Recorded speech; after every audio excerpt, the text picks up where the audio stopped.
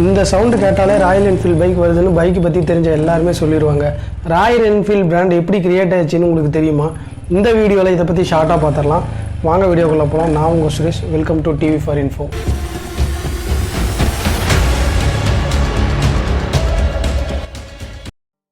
Royal Enfield அப்படின்னு சொன்னால் இது ஒரு பைக் கம்பெனின்னு சொல்லி நம்மள நிறைய பேருக்கு தெரிஞ்சிருக்க வாய்ப்பு இருக்குது. ஆனால் இந்த பிராண்டை கிரியேட் பண்ணுறதுக்கு அவங்களுக்கு 150 வருஷம் ஆச்சுன்னு உங்களுக்கு தெரியுமா? ஸோ ஃபஸ்ட்டு 1891 தான் இந்த கம்பெனியை என்ஃபீல்டுங்கிற பேரில் ஸ்டார்ட் பண்ணுறாங்க. ஸோ ஸ்டார்ட் பண்ணும்போது இவங்க ஜஸ்ட் ஒரு குண்டூசி தான் மேனுஃபேக்சரிங் பண்ணுறாங்க.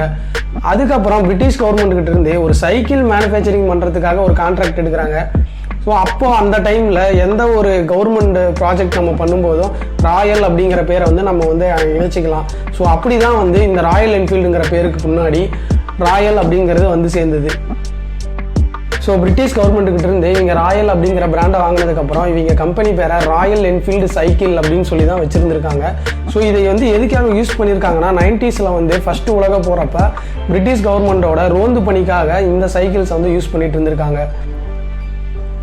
ஸோ தென் நெக்ஸ்ட் 91 இந்த சைக்கிளில் மோட்டாரை ஃபிட் பண்ணி first Royal Enfield Motors bike அப்படின்னு சொல்லி அறிமுகப்படுத்துகிறாங்க.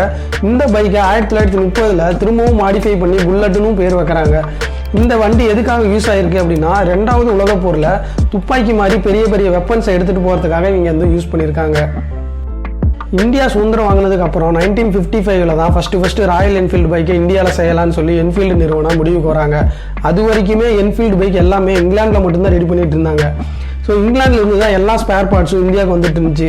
அதனால தான் 1967 இங்கிலாந்து பிளான்ட்டை க்ளோஸ் பண்ணிவிட்டு சென்னையில் மதராஸ் மோட்டார் அப்படிங்கிற நிறுவனத்தோட ஜாயிண்ட் வெஞ்சூர் பண்ணி முழுசாக இங்கேயே பைக்கை ரெடி பண்ணி எல்லா பக்கமும் எக்ஸ்போர்ட் பண்ண ஆரம்பித்தாங்க. ஸோ நம்ம இந்தியன் கவர்மெண்ட்டும் இந்த ராயல் என்ஃபீல்டு பைக்கை மிலிட்ரி தென் போலீஸில் யூஸ் பண்ண ஆரம்பித்தாங்க. ஸோ இதுக்கப்புறம் தான் ராயல் என்ஃபீல்டு பைக்கோட சவுண்டு இந்தியா ஃபுல்லாகவே கேட்க ஆரம்பிச்சிது. ஸோ இன்றைக்கு வரைக்கும் இந்த சவுண்டு எங்கேயுமே நிற்கலன்னு சொல்லலாம். ராயல் என்ஃபீல்டில் ஸ்பெசிஃபிக்காக சொல்லணும்னா 350 and 500 கிளாசிக் இது ரொம்பவே மக்களை கவர்ந்த வண்டிகள்னு சொல்லி சொல்கிறாங்க. எவ்ரி இயர் இவங்களும் புதுசாக மாடல்ஸ் நிறையா லான்ச் பண்ணிட்டு தான் இருக்காங்க. இன்றைக்கு வரைக்கும் ராயல் என்ஃபீல்டோட கிரேஸ் கம்மியாகவே கிடையாதுங்க. ஸோ இதோட மேனுஃபேக்சரிங் பிளான்ட் எங்கே இருக்குன்னு கேட்டிங்கன்னா நம்ம சென்னையில் திருவொற்றியூர், ஒரகுடம், வல்லம், ஸோ இங்கே தான் இந்த பிளான்ட் இருக்குது. ஸோ ராயல் என்ஃபீல்டை பிராண்ட் ஆகிறதுக்கு இன்னொரு முக்கியமான விஷயம் ஹெல்ப் பண்ணியிருக்கு அப்படின்னா அதோட என்ஜின் சவுண்டு தான்.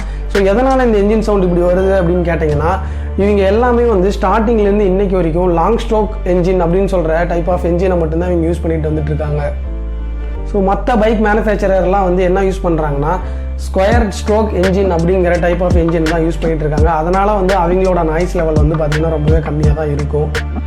ஸோ என்ஜின் பற்றி டீட்டெயில் வீடியோ வேணும்னா கமெண்ட் பாக்ஸில் கமெண்ட் பண்ணுங்கள், நான் போடுறேன். இப்போ நான் சொன்ன இன்ஃபர்மேஷன் எல்லாம் உங்களுக்கு புதுசாக இருந்துச்சுன்னா நம்ம சேனலை சப்ஸ்கிரைப் பண்ணிக்கோங்க. அப்போ தான் நான் போடுற இன்ட்ரெஸ்டிங்கான புது இன்ஃபர்மேஷன் வீடியோலாம் உங்களுக்கு சேரும். மறக்காமல் இந்த வீடியோக்கு ஒரு லைக் போடுங்க. நான் உங்கள் சுரேஷ். நெக்ஸ்ட் வீடியோவில் பேசுவோம். தேங்க்ஸ் ஃபார் வாட்சிங்.